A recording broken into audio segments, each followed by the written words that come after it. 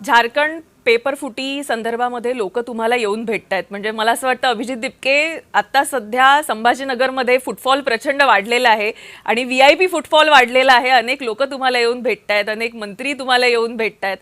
केवळ महाराष्ट्रातलेच नाही, झारखंडची पण लोक तुम्हाला येऊन भेटली आणि सांगितलं की पेपर फुटी जी झारखंडमध्ये झाली आहे त्या संदर्भात तुम्ही आम्हाला मदत करा, आमचा आवाज बना. तर तुम्ही झारखंड संदर्भात काय निर्णय घेतलाय?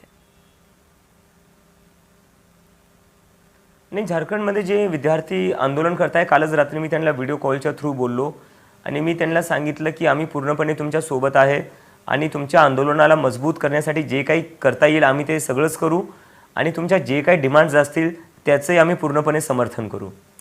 पंजाब पेपर फुटीवरून सुद्धा CJP आंदोलन उभारणार का, हा एक प्रश्न नक्कीच आहे.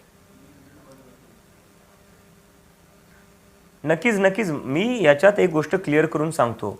कुठलाही राज्य असो, कोणाचीही सरकार असो, जिथं जिथं शिक्षणाचा मुद्दा येईल, जिथं जिथं युवकांना एखादा मुद्दा उचलायचा असेल तिथं आम्ही पुढे असू.